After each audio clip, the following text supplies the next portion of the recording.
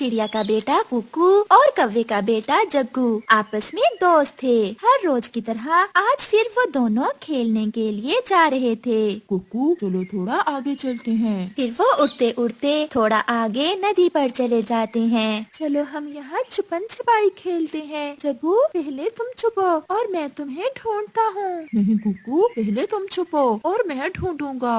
चलो मैं ही छुपता हूँ। फिर कुकू छुपने के लिए चला जाता है। जग्गू कुकू को ढूंढने लगता है। वहाँ दो छोटे पक्षी आ जाते हैं। एक किकी था और दूसरा बुलबुला। जग्गू हर समय कुकू से ही खेलते रहते हो, उसे छोड़ो और तुम हमसे दोस्ती कर लो। हम तुम्हें अमरूदों के बाग की सैर भी करवाएंगे और मीठे पानी के झरने पर भी ले। दोस्तों, ये रहे हमारी आज की वीडियो के प्यारे सब्सक्राइबर्स और फॉलोअर्स के नाम। सानिया शेख, निक्की, टीना, परी, वेदांत। जो नहीं चुने गए चिंता मत करो, अगली बार तुम भी बन सकते हो जंगल के सुपरस्टार। दोस्तों, अगर आप भी चाहते हैं मैं आपका नाम अपनी कहानी में लूं, तो देर किस बात की, जल्दी से कमेंट करके अपना नाम हमें भेजें। कर जाएंगे तो इसमें बुरा ही क्या है। हम कुकू को भी साथ ले जाते हैं। नहीं, हम कुकू से दोस्ती नहीं करेंगे। अगर तुमने जाना है तो आ जाओ। जब जग्गू कुकू को नजर नहीं आता तो कुकू खुद ही झाड़ियों से निकलकर वहाँ आ जाता है। जग्गू तुम यहाँ बातें कर रहे हो, शायद तुम भूल गए तुमने मुझे ढूंढना था। कुकू ये किकी और बुलबुला है, ये मुझे अपना दोस्त बनाने आए हैं और मैं इनके साथ अमरूद खाने जा रहा हूँ। जग्गू मैं भी तो तुम्हारा दोस्त हूँ, तुम ऐसे कैसे मुझे छोड़कर इनके साथ जा सकते हो। क्योंकि तुम जग्गू को अमरूद नहीं खिलाते हो और हम जग्गू को अमरूद खिलाएंगे और मीठे झरने की सैर भी करवाएंगे। मुझे भी अपने साथ ले जाओ। नहीं, हम केवल जग्गू को ही दोस्त बनाएंगे, हम तुम्हें नहीं लेकर जाएंगे। कुकू आज से मैं किकी और बुलबुले के साथ ही खेलूंगा और तुमसे मेरी दोस्ती खत्म हुई। ऐसा कहते हुए जग्गू किकी और बुलबुले के साथ चला जाता है। जग्गू ने मुझसे दोस्ती खत्म कर दी। क्या मैं इतना ही बुरा हूँ? मैंने कभी जग्गू से लड़ाई भी नहीं की। किकी और बुलबुला जग्गू को बहुत दूर ले जाते हैं। वो थक जाता है। और कितना आगे जाना है? मैं थक गया हूँ मेरे नए दोस्तों, बस थोड़ा और आगे। फिर वो अमरूद के बाग में पहुँच जाते हैं, जहाँ वो सब मीठे मीठे अमरूद खाते हैं। जग्गू हमारी दोस्ती अच्छी है या कुकू की? आप बहुत अच्छे हो, मैंने कुकू को छोड़कर बहुत अच्छा किया। कुकू ने कभी मुझे ऐसे अमरूद नहीं खिलाए थे। चलो अब मीठे झरने पर जाते हैं। फिर वो झरने पर चले जाते हैं। झरने पर जाते ही जग्गू का पंख कांटों वाली झाड़ी में फंस जाता है। मेरे दोस्तों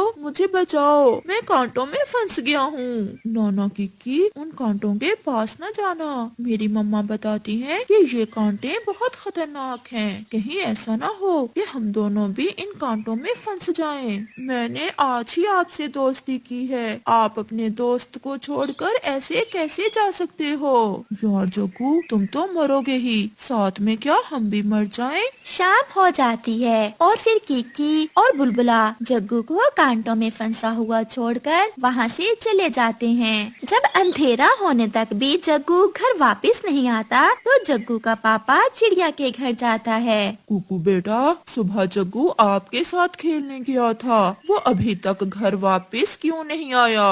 अंकल जब हम खेल रहे थे तो वहाँ किकी और बुलबुला आगे थे और जग्गू ने मुझसे दोस्ती खत्म कर दी और उनके साथ चला गया। वो मीठे झरने पर गए थे। कालू भैया चलो हम मीठे झरने पर जाते हैं, मुझे कुछ ठीक नहीं लग रहा। फिर चिड़िया, उसका बेटा और कालू कौवा मीठे झरने पर जाते हैं, जहाँ जग्गू कांटों में फंसा हुआ रो रहा था। अपनी मम्मा और कालू कौवे से पहले ही कुकू जल्दी से कांटों की परवाह किए बिना अपने दोस्त जग्गू को कांटों से बाहर निकालता है। कुकू मेरे दोस्त, आपके कांटे चुभ गए हैं, आपके पंख से खून बह रहा है। जब एक दोस्त मुसीबत में हो तो दूसरा आराम से कैसे बैठ सकता है? चिड़िया और कौवा बैठे ये सब देख रहे थे। जग्गू बेटा, बचपन के दोस्त को छोड़कर नए दोस्त बनाने की सजा तुम्हें मिल चुकी है। चलो अब घर चलें। कुकू, मुझे माफ कर दो मेरे दोस्त, मैं भूल गया था। अच्छा जल्दी वापस चलो, घर जाके बिरयानी खाते हैं। मैंने बहुत मजे की बिरयानी बनाई हुई है। फिर वो सब खुशी खुशी वापस चले जाते हैं। प्यारे दोस्तों, एक अच्छा और सच्चा दोस्त वही होता है जो मुसीबत में आपके काम आए और नए दोस्तों के मिल जाने पर कभी भी अपने पुराने दोस्तों को छोड़ना नहीं चाहिए। सुंदर वन में सुबह हो चुकी थी। गर्मी की छुट्टियां शुरू हो गई थीं। माँ, सुबह हो गई। आज तो हम मिट्ठू तोते के बच्चों के साथ खेलने वाले थे। हाँ मेरी बच्ची, सुबह हो गई। उठ जाओ, मैं तुम्हारे लिए मीठे फल लाई हूँ। क्या हुआ माँ, आप परेशान लग रही हैं। क्या आप रात को ठीक से सोई नहीं? नहीं बेटा, ऐसी कोई बात नहीं है। बस तुम्हारी नानी माँ की बहुत याद आ रही थी।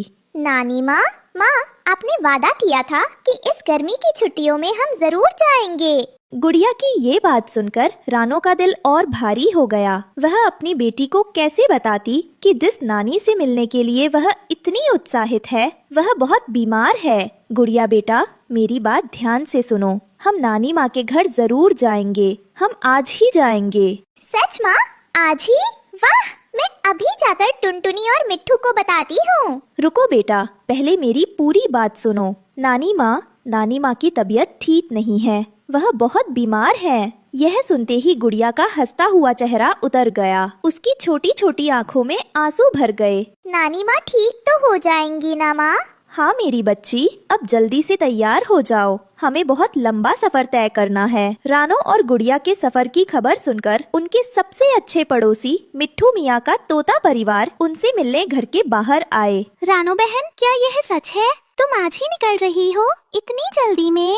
हाँ, मुझे जाना ही होगा। माँ की आखिरी इच्छा है। मैं उन्हें निराश नहीं कर सकती। लेकिन रानो बहन, आपने रास्ते के बारे में सोचा है? बीच में वो मनहूस काला पहाड़ पड़ता है। वो कालू कौवे का इलाका है। सुना है वो किसी को भी अपने इलाके से गुजरने नहीं देता। उसकी दुश्मनी तो तुम्हारे परिवार से बहुत पुरानी है। मैं जानती हूँ मिट्ठू भाई, मुझे सब याद है। लेकिन इस वक्त मैं अपने डर से ज्यादा अपनी माँ के बारे में सोच रही हूँ। कालू कौवा कौन है माँ? क्या वो बहुत बुरा है? रानो नहीं चाहती थी कि उसकी बेटी के मन में डर बैठे।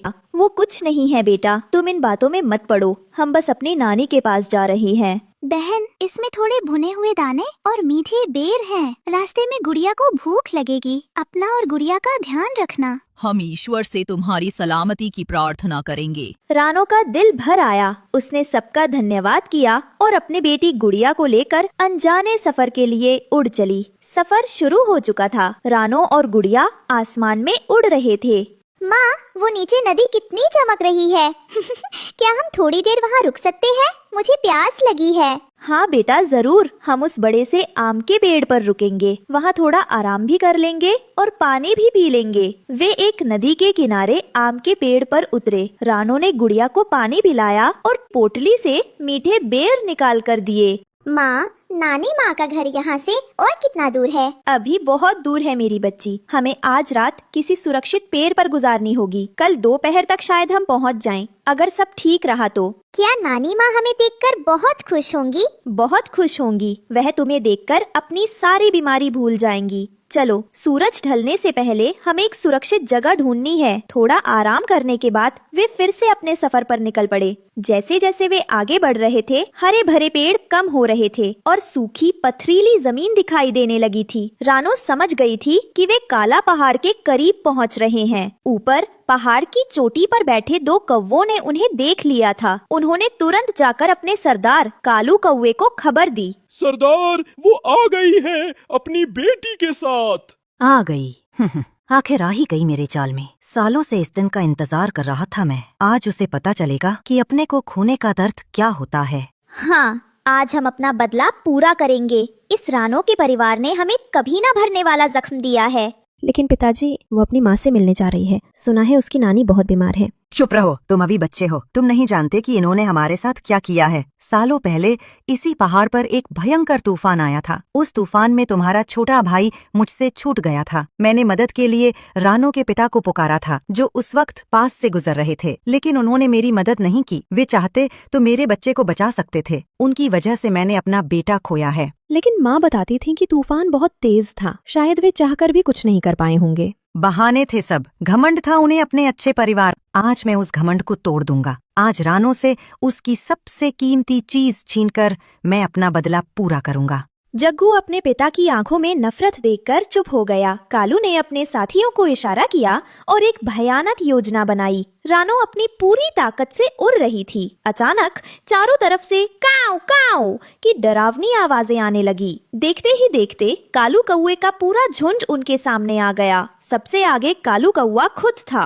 अरे देखो तो कौन आया है। रानो चिड़िया, बहुत हिम्मत है तुम में, जो मेरे इलाके में घुसने की जुर्रत की। कालू भाई, मेरा तुमसे कोई बैर नहीं है। मैं बस यहाँ से गुजर रही हूँ। मेरी माँ बहुत बीमार है, मुझे उनके पास जाना है। कृपया हमें जाने दो। माँ, दर्द? आज तुम्हें इन शब्दों का असली मतलब पता चलेगा। माँ, ये कौन है? हमें इनसे डर लग रहा है। चुप रहो बेटा। देखो कालू, जो हुआ वो एक हादसा था। तूफान बहुत तेज था। इस पुरानी बात के लिए इस मासूम बच्ची को सजा मत दो। ये कहकर कालू कौवा गुड़िया की तरफ झपटा। ये सब देखकर जग्गू से अब और बर्दाश्त नहीं हुआ। उसके अंदर का जमीर जाग उठा। तभी जग्गू उड़कर बीच में आ गया। बस पिताजी, बहुत हो गया। अगर आपको बदला लेना ही है तो पहले मुझ पर हमला कीजिए। मैं इस पाप में आपका साथ नहीं दूंगा। कालू अपने ही बेटे को अपने खिलाफ खड़ा देखकर सन्न रह गया। जग्गू, तुम मेरे रास्ते से हट जाओ। नहीं पिताजी, क्या इसी को बदला कहते हैं? अगर आज मेरा छोटा भाई जिंदा होता तो क्या वो आपको ऐसा करते देख खुश होता? नहीं, वो शर्मिंदा होता। बेटा, तुम अपने पिता से ऐसे बात नहीं कर सकते। माँ, आप भी एक माँ हैं। क्या आपको उस चिड़िया का दर्द नहीं दिख रहा? जग्गू की बातों ने कालू के दिल पर चोट की। उसके अंदर सालों से जल रही बदले की आग आज उसके बेटे के आंसुओं ने बुझा दी थी। कालू के इलाके से निकलने के बाद रानो को आखिरकार दूर एक जाना पहचाना बड़ा सा बरगद का पेड़ दिखाई दिया। वही था उसकी माँ का घर। गुड़िया, देखो वो रहा नानी माँ का घर। हम पहुँच गए। रानो, मेरी बच्ची, तुम आ गई। रानो को होश आ चुका था। माँ, मैं आ गई। मैंने अपना वादा पूरा किया माँ। बहादुर बेटी, मुझे तुम पर गर्व है। तुमने साबित कर दिया कि एक माँ का प्यार दुनिया की हर मुश्किल से बड़ा होता है। और गुड़िया, मेरी बच्ची, कभी हिम्मत मत हारना। अपनी माँ की तरह बहादुर बनना। नानी माँ की सांसें भारी होने लगी। उन्होंने अपनी बेटी और नवासी को देखा। अब मैं शांति से जा सकती हूँ। और इन्हीं आखिरी शब्दों के साथ नानी माँ ने हमेशा के लिए अपनी आंखें बंद कर ली। रानो और गुड़िया अपनी नानी के ठंडे शरीर से लिपटकर रोते। मम्मा चिड़िया का एक अंडा था। वो अपने अंडे को अपने घोंसले में छुपाकर भोजन लेने चली जाती है। मम्मा चिड़िया को भोजन लेने दूर तक जाना था। ऊंचे आसमान में उड़ती हुई एक चील खाली घोंसला देखकर वहाँ आ जाती है। ये घोंसला तो खाली है, ना कोई छोटा बच्चा, ना ही कोई अंडा। आज तो भूखे ही रहना पड़ेगा। चील जब उड़ने लगती है तो उसकी नजर पत्तों में छुपे हुए अंडे पर जाती है और वो खुश हो जाती है। वाह वाह, पत्तों में छुपाया हुआ है अंडा। देख लिया, मैंने अंडा देख लिया। चील वो अंडा उठाकर जल्दी से वहाँ से भाग जाती है। चिड़िया, चलो दूसरे जंगल में फल लेने जाते हैं। नहीं मिठू, मैंने दाना ले लिया है। अब मुझे वापस जाना है। मेरा अंडा घोंसले में अकेला है। मुझे अपने अंडे की चिंता हो रही है। मम्मा चिड़िया वापस घोंसले में जाती है। उसकी तो दुनिया ही उजड़ चुकी थी। उसका अंडा घोंसले में नहीं था। चिड़िया रोने लग जाती है। मेरा अंडा किसने चुरा लिया? मेरे अंडे से तो बच्चा निकलने वाला था। जालिम, किसी जालिम ने मेरा अंडा चुरा लिया है। चिड़िया बैठी रोए जा रही थी। चील भी आराम से अपने घर पहुंच जाती है। वो चिड़िया के अंडे को प्लेट में रखती है। इसकी ऑमलेट बनाऊं या फिर कच्चा ही पी लूं? ऐसा करती हूँ, इसे कच्चा ही पी लेती हूँ। फिर वो चील अंडे को तोड़ती है, मगर उसमें से तो एक छोटा सा चिड़िया का बच्चा निकलता है, जिसे अचानक देखकर चील डर जाती है। डर गई, मम्मा डर गई। अरे कौन मम्मा? मजाक न करे, जल्दी से मुझे कुछ खाने को दे। मैं बहुत थकी हुई हूँ, मुझे बहुत भूख लगी है। मैं इसे खाने वाली हूँ और ये बच्चा मुझसे ही खाना मांग रहा है। लाई थी अंडा और मिल गया मांस। बहुत भाग्यशाली हूँ मैं। चील अपनी तेज चोंच से उस बच्चे पर वार करती है, मगर वो बच्चा भी बहुत तेज था। वो भागकर दूसरी तरफ हो जाता है। रुके मम्मा, आप क्यों मुझे खाना चाहती हो? रुके, मेरी बात तो सुने। कमबख्त, मैं तुम्हारी मम्मा नहीं हूँ, मैं तुम्हारी दुश्मन हूँ। ये सुनकर वो बच्चा फिर से हंसने लग जाता है। झूठ, पक्का झूठ। मुझे सब मालूम है, मुझसे जरूर कोई गलती हुई होगी जो आप मुझे मार रही हैं। अच्छा, सॉरी सॉरी मम्मा, मैं फिर कोई भी काम ऐसा नहीं करूँगी।